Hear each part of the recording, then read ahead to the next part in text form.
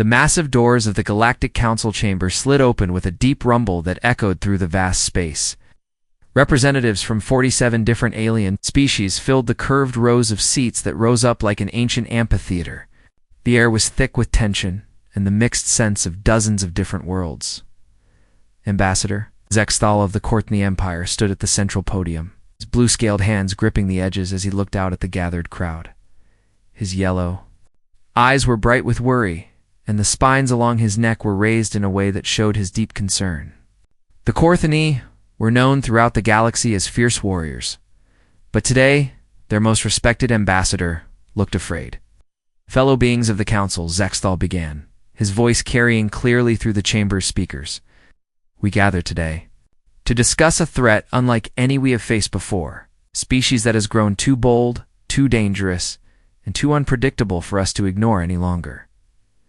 Murmurs rippled through the crowd. Every being in the chamber knew exactly which species he meant. In the past 50 years, no topic had caused more heated debate than the rapid expansion of humanity across the galaxy. Captain Jake Morrison sat calmly in the human section, his dark hair neatly combed and his blue uniform pressed to perfection. He was a tall man with kind eyes and an easy smile, the sort of person who looked like he would help you carry your groceries. Next to him sat Lieutenant Amy Brooks, a young woman with red hair pulled back in a neat bun. She held a small tablet and took notes as the alien spoke, her green eyes moving constantly as she recorded everything. The humans had only 3 seats in the entire chamber. 3 seats among hundreds. They were vastly outnumbered, but Jake showed no sign of being worried. He leaned back in his chair and watched the proceedings with a calm interest of someone watching a mildly entertaining play. Zexthal continued. His speech, the past decade alone, humans have established colonies in 7 disputed systems. They have built mining operations in the Forbidden Nebula, an area that has been protected for over 2,000 years. They refuse to sign the Treaty of Galactic Boundaries, claiming it limits their natural right to explore and expand. A tall, insect-like being with multiple arms stood up from the Vorthan section. His name was Clicktar, and he was known for his sharp mind and sharper temper. The humans show no respect for our ancient ways, he said, his voice making a clicking sound that the translators turned into words. They take what they want and ask permission later if they ask at all. More aliens began to speak up. The Murtai, who lived in the deep oceans of their water worlds, sent their complaints through their mechanical suits. Human ships disturb our sacred spawning grounds, their representative gurgled. They claimed they did not know, but they continued to fly through our space.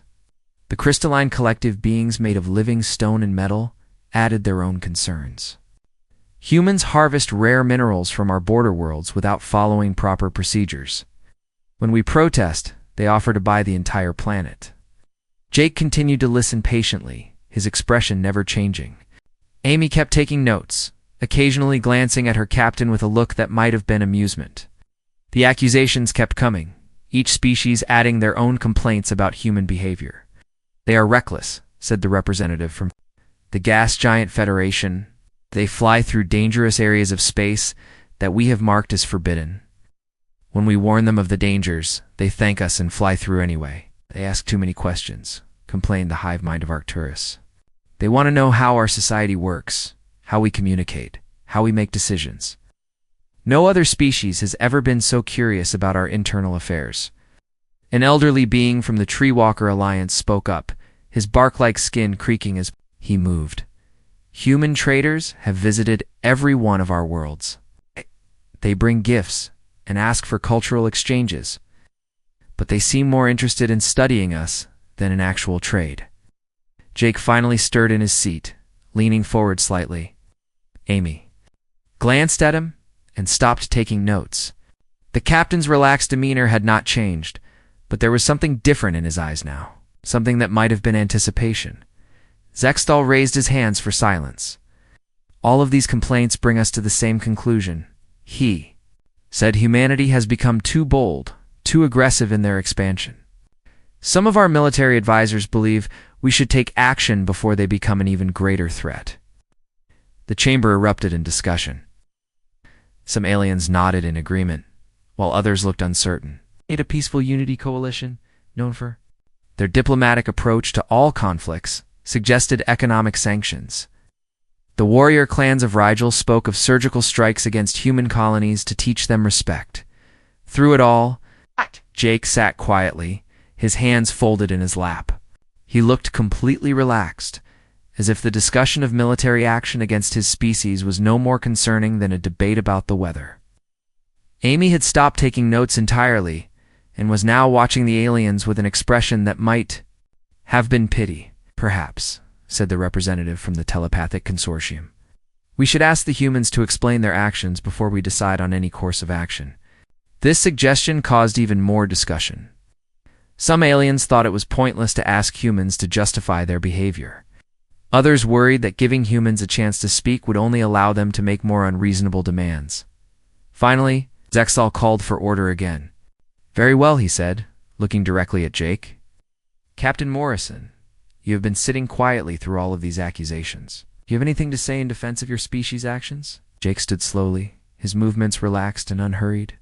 He was not a particularly large man, but somehow he seemed to fill more space than he should have.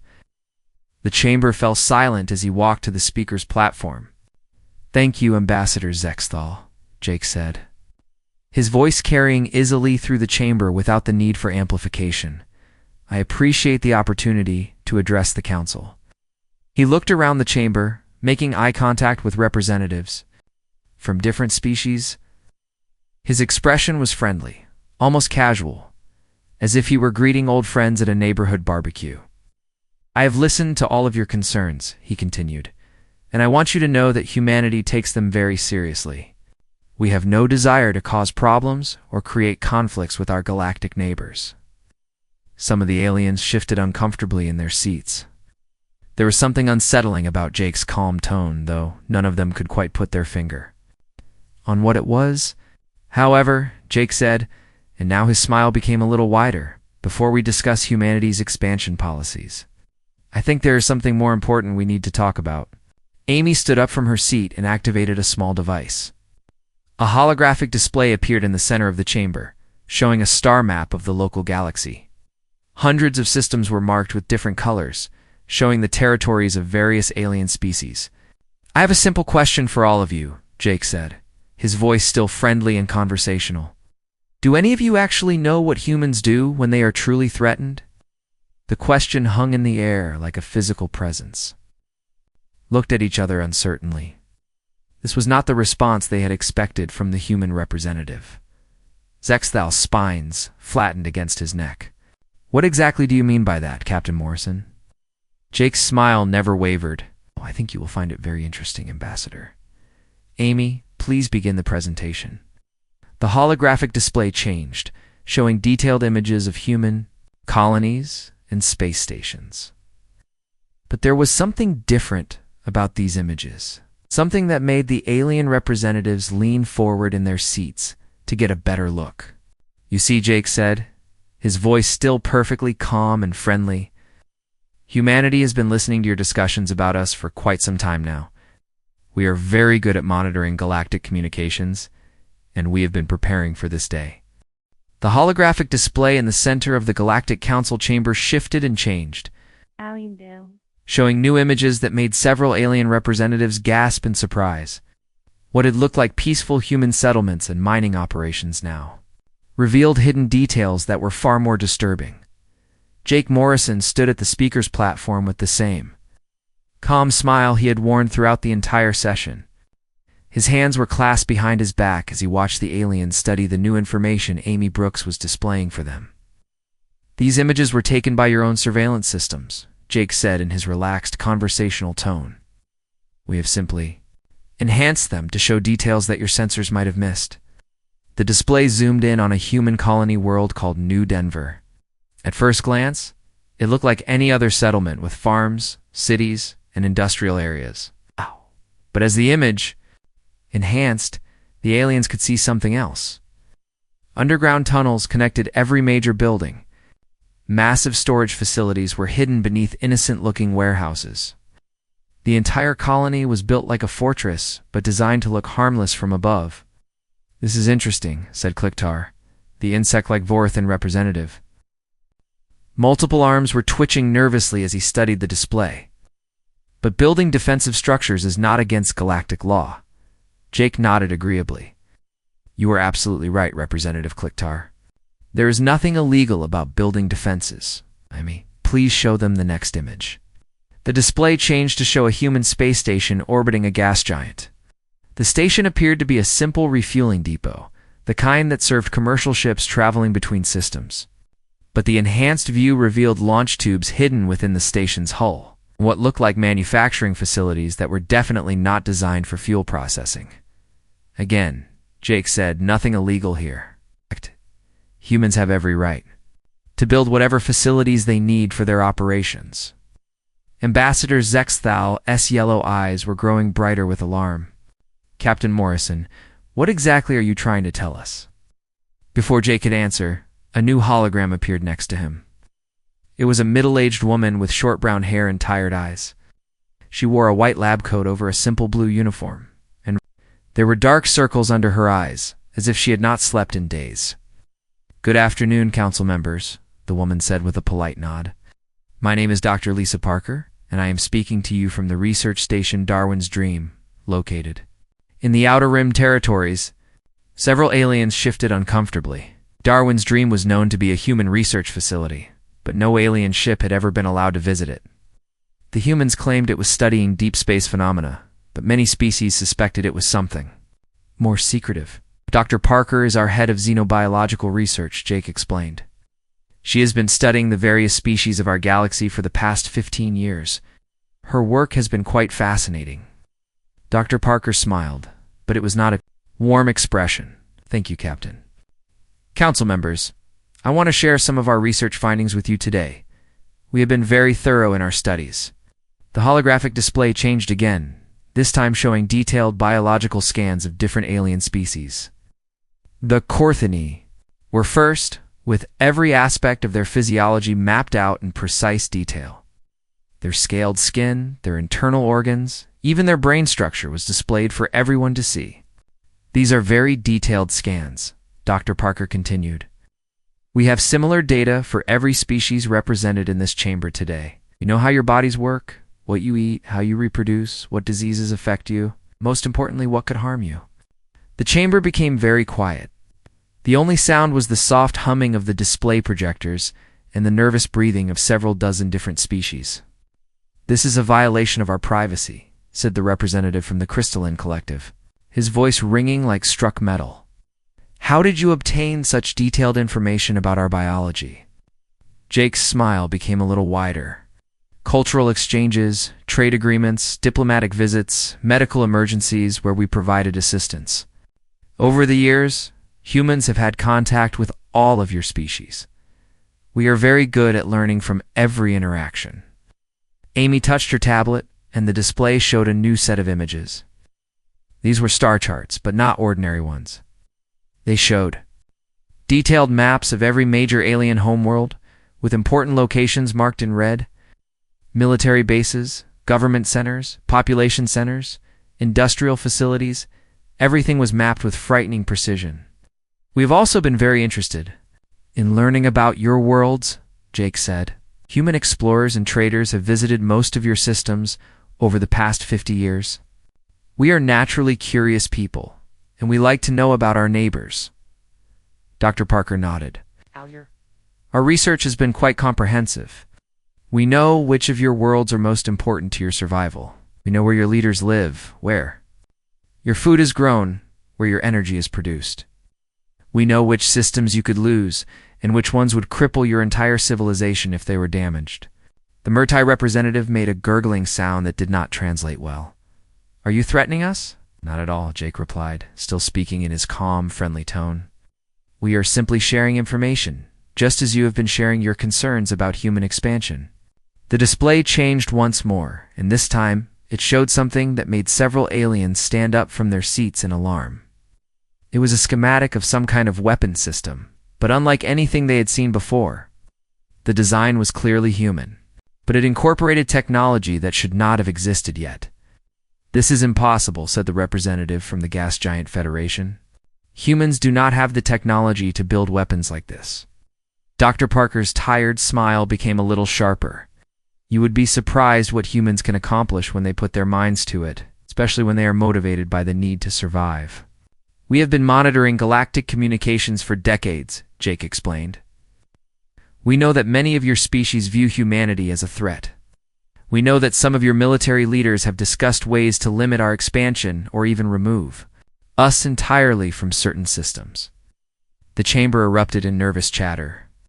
Some aliens were denying the accusations, while others were demanding to know how humans had accessed their private communications. Jake raised his hand for silence, and, surprisingly, the chamber quieted down. We are not angry about these discussions, he said. It is natural for established powers to be concerned about newcomers. But we would be foolish not to prepare for the possibility that some of you might act on those concerns. Ami activated. Another display, this one showing a network of connections spanning the entire galaxy. Lines of light connected human colonies to alien systems. Human trading posts to alien homeworlds. Human research stations to alien industrial centers. What you were looking at, Jake said, is 50 years of careful preparation. Every human settlement, every trading post, every research station has been positioned with one goal in mind, to ensure that if humanity faces extinction, we will not face it alone. Dr. Parker leaned forward in her holographic projection. We have developed weapons, specifically designed to target each of your species. Biological agents that would affect only Corthoni physiology. Computer viruses that could shut down Vorthon hive networks. Psychological warfare techniques tailored to the mental patterns of each race. This is madness, whispered the representative from the Tree Walker Alliance. This is survival, Jake corrected gently. Humans learned long ago that the best way to prevent a war is to make sure that starting one would cost more than anyone is willing to pay. The display showed more details of the human network. Hidden weapons platforms disguised as communication. Satellites. Sleeper agents embedded in alien societies through cultural exchange programs. Trade goods that contained monitoring devices or could be converted into weapons with the right signal. Every gift we have given, every trade agreement we have signed, every cultural exchange we have participated in has served a dual purpose, Jake explained. We have been surrounding all of your civilizations with the tools of your potential. Destruction. Amy brought up a final image that made the entire chamber fall silent. It was a countdown timer, currently showing zeros across all positions, but clearly capable of being activated at any time. This is our insurance policy, Jake said. If humanity is threatened with extinction, if our colonies are attacked, if our people are harmed, this system will activate automatically. Every weapon we have placed, every biological agent we have developed, every computer virus we have created will be released simultaneously across the galaxy. 8. Dr. Parker's hologram flickered slightly as she adjusted something off-screen. Beauty of our system is that it requires no human intervention once activated. Even if every human in the galaxy were killed, the countdown would continue. Our destruction would guarantee yours. The silence in the chamber was complete now. Not even the sound of breathing could be heard, as the implications of what they had just learned sank in. Jake looked around at the gathered representatives, his expression still calm and friendly. Now then, he said pleasantly, shall we discuss those concerns you had about human expansion? The silence in the Galactic Council chamber stretched on for what felt like hours, but was probably only minutes. Jake Morrison stood calmly at the speaker's platform, his hands still clasped behind his back, waiting for someone to break the quiet. His expression had not changed. He still looked like a friendly neighbor who might invite you over for dinner. Finally, Ambassador Zexthal found his voice. The Cortani scales had shifted to a darker blue, which everyone knew was a sign of deep fear in his species. Captain Morrison, he said slowly, are you telling us that humans have been planning to destroy us all along? Jake shook his head with what appeared to be genuine surprise. Not at all, Ambassador.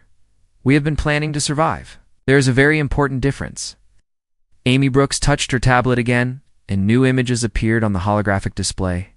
These showed classified files with alien text that had been translated into human writing. The files were marked with the symbols of various alien governments and military organizations. These are some of the communications we have intercepted over the years, Jake explained. Planning documents, military assessments, strategic discussions. About the human problem? We found them quite educational. The first document showed a Corthany military report titled Assessment of Human Expansion Threat. The report recommended establishing a blockade around human space to prevent further growth. Another document from the Vorthan High Command discussed surgical strikes against human colonies to teach them respect for galactic boundaries. You were spying on us, accused Kliktar, his multiple arms waving in agitation. We were listening, Jake corrected politely. There is a difference between spying and monitoring public communications channels. Most of these discussions took place on frequencies that any species could access if they knew where to look. Dr. Lisa Parker's hologram flickered back to life beside Jake. What Captain Morrison is not telling you is that some of these plans were quite detailed. The Crystalline Collective had blueprints for orbital bombardment systems designed specifically to destroy human settlements. The Murtai developed plans for disrupting human shipping lanes to starve our colonies. Those were defensive preparations, protested the crystalline representative, his metallic voice ringing with indignation. We never intended to actually use them. Perhaps not, Jake agreed. But you will understand why we felt the need to prepare our own defensive measures. A new hologram appeared in the chamber, this one showing a man in a military uniform standing in what looked like a command center. He was tall and broad-shouldered, with gray hair and tired eyes that had seen too much. Behind him, dozens of screens showed star maps and tactical displays. Council members, the man said with a crisp salute, I am Commander Ryan Clark. Speaking to you from the research facility on Kepler 44-B, I oversee humanity's strategic defense initiatives. Several aliens shifted nervously. Kepler 44-B was deep in human space, supposedly a mining world with no strategic importance. The fact that it housed a military command center was disturbing news. Commander Clark has been coordinating our galaxy-wide defense network for the past 20 years, Jake explained. Ryan, would you please explain to the Council how our systems work? Commander Clark nodded grimly. Certainly, Captain. Council members, what you need to understand is that humanity operates under a doctrine we call mutual assured destruction. It is a simple concept. If you try to destroy us, we will ensure that you are destroyed as well. The holographic display changed to show a three-dimensional map of the galaxy. Thousands of small red dots appeared throughout the map, scattered across every major alien territory. Each dot pulsed slowly like a heartbeat. Each of these dots represents a delivery system for weapons specifically designed to target individual alien species, Commander Clark explained. Some are hidden in asteroids that drift through your space. Others are concealed within the hulls of trading vessels that visit your worlds regularly. Many are built into the infrastructure of human colonies that exist near your borders. Representative from the Peaceful Unity Coalition, gentle species known for their diplomatic approach to all conflicts, spoke up in a trembling voice.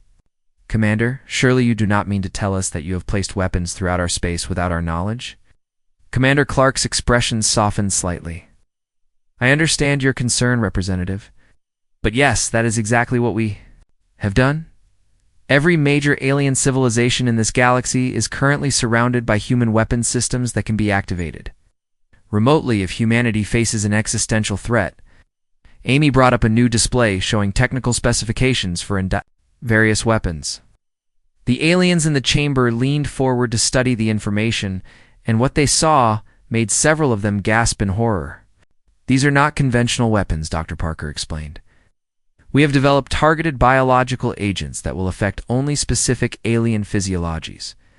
For example, we have created a modified virus that attacks the respiratory system of Corthany but is completely harmless to any other species. Zexthal's spine stood straight up in alarm. That is impossible. No species has ever developed such precise biological weapons.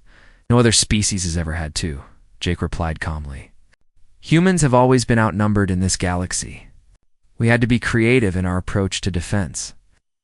Commander Clark continued the explanation. For the Vorthan, We developed quantum viruses that can infect your Hive network communication systems. Once activated, these viruses would prevent your different colonies from communicating with each other, effectively paralyzing your entire civilization. Clickdar made a chittering sound that the translators could not convert to words. His multiple arms were trembling now, and his large compound eyes were darting around the chamber as if looking for an escape route. The Murtai present a different challenge, Dr. Parker added. Ow. Your dependence on your underwater cities makes you vulnerable to certain chemical agents that we can introduce into your water supplies. We have developed compounds that would make your oceans uninhabitable within days. The Murtai representative's mechanical suit began making alarming beeping sounds as the being inside became agitated. This is genocide you are describing, the translated voice said through the suit's speakers. This is deterrence, Jake corrected firmly. The weapons exist, but they will never be used unless humanity faces complete extinction. We have no desire to harm any of you. We simply want to ensure our own survival. New hologram appeared. This one showing a woman in a white lab coat standing in what looked like the most advanced laboratory any of the aliens had ever seen. She had dark hair streaked with gray and the intense eyes of someone who had spent years solving impossible problems. I am Dr. Helen Davis, the woman said, speaking to you from the Weapons Research Station. It's Pandora's box. I have been working on humanity's strategic defense projects for the past 30 years.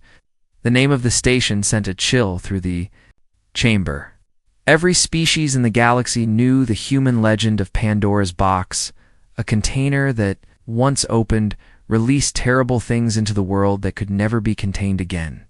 Dr. Davis has developed some of our most sophisticated systems, Jake explained. Helen, would you please tell the Council about the distributed network? Dr. Davis nodded. Certainly. What the Council needs to understand is that our weapons are not stored in central locations where they could be found and destroyed. Instead, we have embedded them throughout the galaxy using what we call a distributed network. The holographic display showed a complex web of connections linking thousands of points across alien space.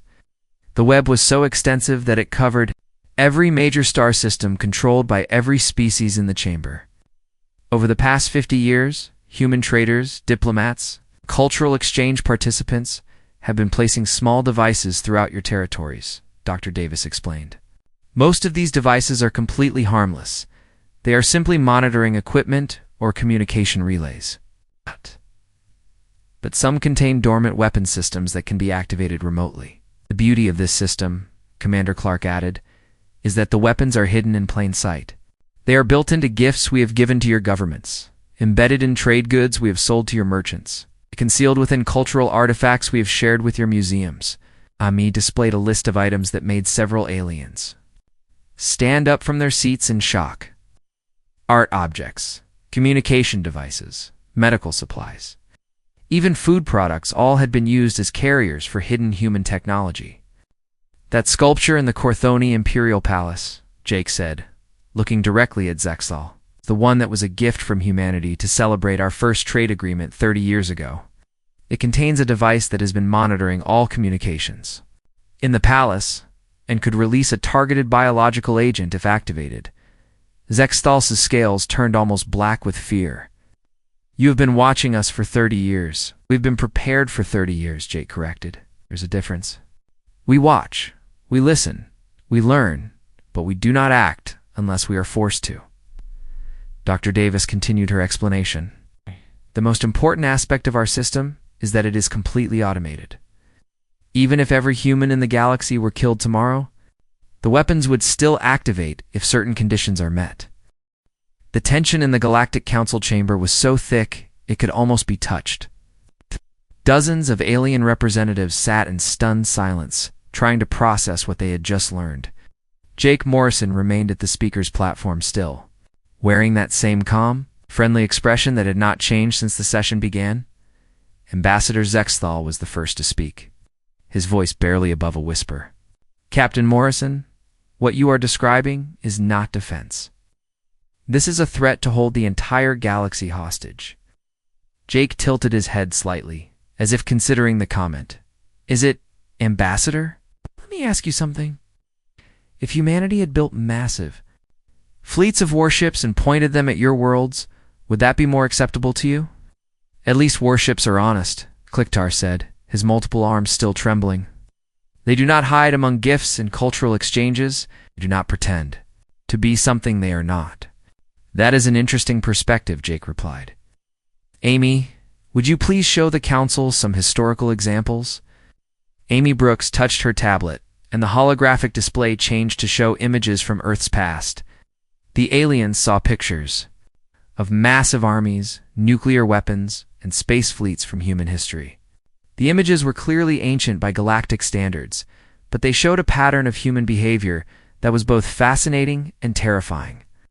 Throughout human history, Jake explained, our species has faced a unique problem. We've never been the strongest, the fastest, or the most advanced. But we have always found ways to survive against superior enemies. The display showed scenes from various Earth conflicts, small groups of humans fighting against overwhelming odds, cities that had been destroyed but whose people continued to resist, battles where humans had chosen death over surrender. You are looking at, Jake continued, is the human approach to warfare. When we cannot win through strength, we win through making victory too expensive for our enemies to afford. A new hologram appeared in the chamber. This one showed a man in a crisp military uniform standing in front of a large tactical display. He was younger than Commander Clark, with sharp eyes and the confident bearing of someone who had spent years planning for the worst possible scenarios. Council members, the man said with a professional nod. I am Captain Steve Rogers, Strategic Coordinator for the Human Defense Initiative. I am speaking to you from our fortress world of New Sparta. Deep in human space, several aliens exchanged worried glances. New Sparta was supposed to be a simple agricultural world that supplied food to human colonies. The fact that it was actually a military fortress was another disturbing revelation. Captain Rogers oversees the psychological aspects of our defense strategy, Jake explained. Steve, would you please help the council understand why humans approach conflict differently than other species? Captain Rogers nodded. Certainly. Council members, the key to understanding humanity is to realize that we do not think about warfare the same way you do. Most species in this galaxy fight to win. Humans fight to survive, and we are willing to pay any price for that survival. Holographic display changed to show statistical data about human conflicts throughout history. The numbers were staggering. Billions of humans had died in wars, but humanity had never been completely conquered by any enemy. What makes humans different, Captain Rogers continued, is our willingness to choose mutual destruction over defeat. This is not bravery or heroism, it's simply how our minds work. We would rather die fighting than live as slaves. The representative from the Crystalline Collective spoke up, his metallic voice ringing with confusion. But surely you understand that such thinking is irrational. If you are dead, you cannot enjoy freedom. You are absolutely correct, Jake. Agreed cheerfully. It is completely irrational. That is exactly what makes it so effective as a deterrent.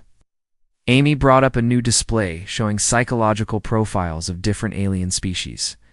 The profiles showed how various races approached conflict, what motivated them to fight, and most importantly, what would make them stop fighting. We have studied all of your species very carefully, Jake explained. We know that most of you are rational beings who make decisions based on logical cost-benefit analysis.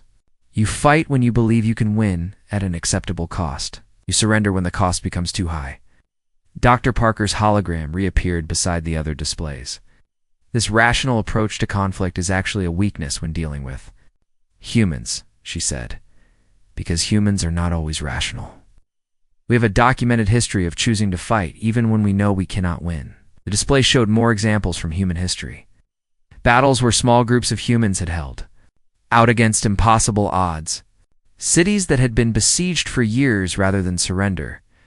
Entire populations that had chosen death over submission to foreign rule. The Alamo, Thermopylae, Stalingrad, the Warsaw Ghetto, Jake listed. Naming conflicts that meant nothing to the aliens but everything to human psychology. Throughout our history, humans have chosen to die rather than surrender. And in many cases, our willingness to die inspired others to fight harder. Captain Rogers stepped forward in his hologram. What the Council needs to understand is that this is not just historical behavior. This is how humans still think today. Every human colony, every human ship, every human settlement is prepared to fight to the death if necessary. But that makes no sense, protested the representative from the Peaceful Unity Coalition. If you fight to the death, you still die. How is that a victory? Jake's smile became a little wider. Because we take our enemies with us, and word spreads. 2 other potential enemies that humans are too costly to fight. A new set of images appeared on the display showing recent conflicts between humans and alien pirates or raiders. In every case, human ships had fought until they were completely destroyed, often taking their attackers with them. No records of humans surrendering, even when faced with certain death. This behavior pattern has been noted by every military organization in the galaxy, Captain Rogers explained. Most species now avoid direct confrontation with human forces. Not because humans are superior fighters, but because humans make victory too expensive. Dr. Davis's hologram reappeared from the weapons research station. The psychological effect is even more powerful when applied on a galactic scale, she said. If every alien species knows that attacking humanity means their own destruction, then no rational species would attempt such an attack. The chamber was quiet again as the aliens absorbed this information. The logic was terrifying in its simplicity. Humans had made themselves too dangerous to attack by promising to destroy their attackers, even at the cost of their own lives. What you are describing, said the Murtai representative through their mechanical suit, is a form of madness that threatens the entire galaxy. What we are describing, Jake corrected gently, is a form of insurance that protects the entire galaxy. As long as everyone understands the rules, no one gets hurt. Amy displayed a new chart showing projected casualties for various conflict scenarios. The numbers were staggering. Any attempt to destroy humanity would result in the deaths of billions, of beings across dozens of worlds. These projections assume that every human weapon system functions as designed, she explained. In reality, the casualties would probably be much higher, because our automated systems are designed to continue functioning even under the worst possible conditions. Captain Rogers nodded grimly. The beauty of human psychology is that we have turned our greatest weakness into our greatest strength. We are outnumbered, outgunned, and surrounded by potentially hostile species. But we have made our own destruction so costly that no one dares to attempt it. This is not defense, Zextel said, his voice shaking with emotion. This is terrorism on a galactic scale. Jake considered this comment seriously. Perhaps it is, Ambassador. But it is also effective. When was the last time any alien species seriously considered military action against humanity? The question hung in the air unanswered, because everyone in the chamber knew the truth. Despite all the complaints about human expansion, despite all the military discussions and strategic planning, no alien government had ever actually moved against human interests. The cost was simply too high to contemplate. The human approach to galactic relations is very simple, Jake concluded. Leave us alone, and we will leave you alone. Try to destroy us, and we will ensure that your civilization does not survive. To celebrate its victory, it is not pretty, but it is honest, and it works. Dr. Parker's hologram flickered as she prepared to disconnect. The choice, Council members, is yours. You can accept humanity as an equal partner in galactic affairs, or you can attempt to limit our growth and face the consequences. But you cannot have both peace and the destruction of humanity. The chamber fell silent once more as the aliens contemplated their impossible choice. They had come to this session planning to discuss limiting human expansion. Instead, they had discovered that humanity held the power to destroy them all and the will to use it if threatened. Jake Morrison stood quietly at the speaker's platform, still smiling that same friendly, neighborly smile, waiting to see what the galaxy would choose. The silence in the Galactic Council chamber stretched on for nearly 10 minutes. Jake Morrison remained at the speaker's platform, his hands clasped behind his back, watching the alien representatives wrestle with the impossible choice they now faced. Some stared at the holographic displays that still showed the extent of human weapons networks. Others whispered urgently with their advisors. A few simply sat in stunned silence. Finally, Ambassador Zextal stood up slowly, his blue scales having shifted to an almost gray color that indicated deep exhaustion in his species. The Korthani leader looked around the chamber at his fellow representatives before focusing his yellow eyes on Jake. Captain Morrison Zextal said, his voice carrying a weight that had not been there at the beginning of the session. You have presented us with information that changes everything we thought we knew about humanity's place in this galaxy. Jake nodded politely. That was the intention, Ambassador. You have also presented us with what amounts to an ultimatum, Zextal continued. Accept humanity as an equal partner, or face mutual destruction. I prefer to think of it as clarifying the situation, Jake replied with his unchanged friendly smile. The weapons have always been there. The capability has always existed. We're simply being honest about it now. Amy Brooks touched her tablet one final time, and a new hologram appeared in the center of the chamber. This one showed a woman in a crisp military uniform, standing on what appeared to be the bridge of a massive starship. She had graying hair, pulled back in a neat bun, and the confident bearing of someone who had commanded fleets in battle. Council members, the woman said with a sharp salute. I am Admiral Kate Thompson, speaking to you from the Command Center of the Human Defense Fleet. I coordinate all human military activities throughout the galaxy. The appearance of a human admiral sent a new wave of nervousness through the alien representatives. Most had assumed that humans had only small defensive forces scattered throughout their colonies. The existence of an organized fleet command suggested a level of military preparation that was even more extensive than what they had already learned. Admiral Thompson oversees the final component of our defense strategy, Jake explained. Kate, would you please explain to the Council how our current situation came to be? Admiral Thompson nodded crisply. Certainly, Captain. Council members. What you have learned today is the result of 50 years of careful planning and preparation. Now, but I want to be very clear about something. Humanity did not choose this path because we wanted to threaten anyone. The holographic display changed to show a timeline of human expansion into space. The early years showed small colonies and trading posts, peaceful contact with alien species, and attempts to join the galactic community as junior partners. When humans first reached the stars, Admiral Thompson continued, we hoped to find friends and allies among the intelligent species of the galaxy. We offered to share our technology, our culture, our knowledge. We wanted to be part of something larger than ourselves. The timeline showed the gradual change in alien attitudes toward humanity. Early diplomatic documents spoke of humans as curious but harmless newcomers. Later documents began expressing concern about human expansion rates.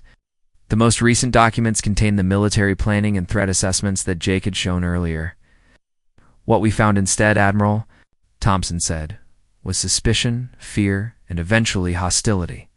Not because of anything we had done, but simply because we existed and were growing. Kliktar shifted uncomfortably in his seat.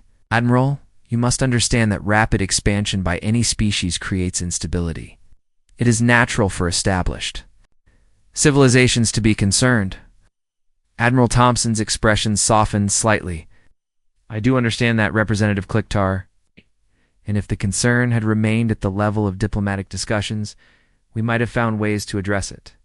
But when we began intercepting military planning documents and weapon development projects specifically designed to limit or eliminate human expansion, we realized that diplomacy alone would not be enough to ensure our survival. Jake stepped forward again. The choice we faced was simple, he said. We could accept limitations on our growth that would eventually lead to our stagnation and decline. Or we could find ways to make such limitations too costly for anyone to impose. Amy displayed a new set of images showing the current state of galactic politics.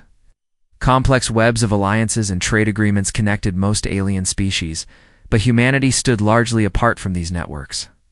Humans had trade relationships with many species, but no formal military alliances or mutual defense treaties.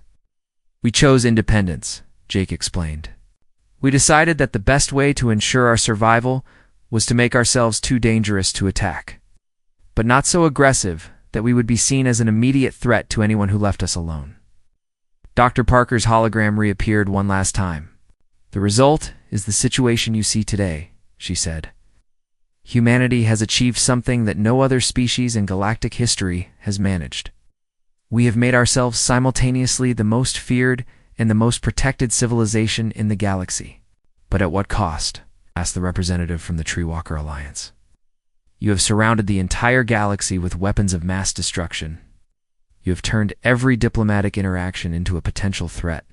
How is this better than the alternatives? Admiral Thompson answered the question. "'Cause it works," she said simply. In the 50 years since humanity began this strategy, how many wars have been fought in this galaxy? How many species have been conquered or destroyed? How many civilizations have fallen to aggressive expansion by their neighbors? The aliens looked around at each other, realizing the truth of what the Admiral was saying. The galaxy had been remarkably peaceful during the period of human expansion. Wars between alien species had become almost non-existent, and the few conflicts that had occurred were quickly resolved through diplomatic means. "You are suggesting," said the Murtai representative slowly, "that the threat of human retaliation has actually made the galaxy more peaceful?" "I am not suggesting it," Admiral Thompson replied. "I am stating it as a fact. When every species knows that aggressive action might trigger human weapon systems, every species becomes much more interested in peaceful solutions to their problems." Jake nodded in agreement. Humanity has become the galaxy's insurance policy against large-scale warfare, not because we want to be, but because our survival strategy requires it. The holographic display changed one final time, showing a projection of the galaxy's future under different scenarios. One projection showed what might happen if humanity was somehow removed from the equation, old territorial disputes flaring into wars, aggressive species expanding at the expense of peaceful ones, the gradual breakdown of the current diplomatic order. "This is why we are being honest with you today," Jake said. "It's not because we want to threaten anyone, but because we want everyone to understand the real situation. Humanity is not going anywhere. We will continue to grow, to explore, to establish new colonies and trading posts. But we will do so in a way that does not threaten the survival of any other species, as long as they extend the same courtesy to us." Ambassador Zextal stood up again, his scales having returned to their normal blue color. "Captain Morrison, what exactly are you proposing?" Jake's smile became warmer and more genuine. "I am proposing that we stop pretending and start being honest with each other. You do not have to like humanity. You do not have to approve of our methods or our expansion. But you do have to accept that we are here to stay, and that attempting to limit or control us would cost more than any rationale. Being would be willing to pay." Amy displayed a final document, a proposed treaty that would formalize the new galactic order. The treaty was remarkably simple, containing only a few basic principles: mutual non-interference in internal affairs, respect for established territorial claims, and a commitment to resolving disputes through diplomatic means rather than military action. "This treaty does not require anyone to become friends with humanity," Jake explained. "It simply acknowledges the reality of our current situation and provides a framework for peaceful coexistence." Admiral Thompson's hologram began to fade as she prepared to disconnect. "The choice is yours, council members," she said. "You can accept this new reality and work with us to maintain galactic peace, or you can continue to view humanity as a problem to be solved.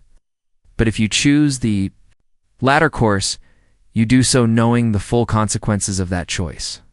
The chamber fell quiet as the aliens considered their options.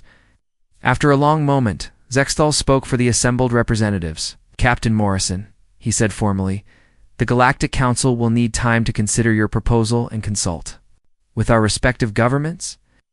But I think I speak for most of us when I say that the information you have shared today has clarified our understanding of the situation." Jake nodded respectfully. "Of course, Ambassador. Take all the time you need. Amy and I will be returning to our ship, where we will be available if you have any questions or wish to discuss any aspects of the proposal." As Jake and Amy prepared to leave the chamber, Clicktar called out one final question. "Captain Morrison, do you truly believe this is the best path forward for galactic civilization?"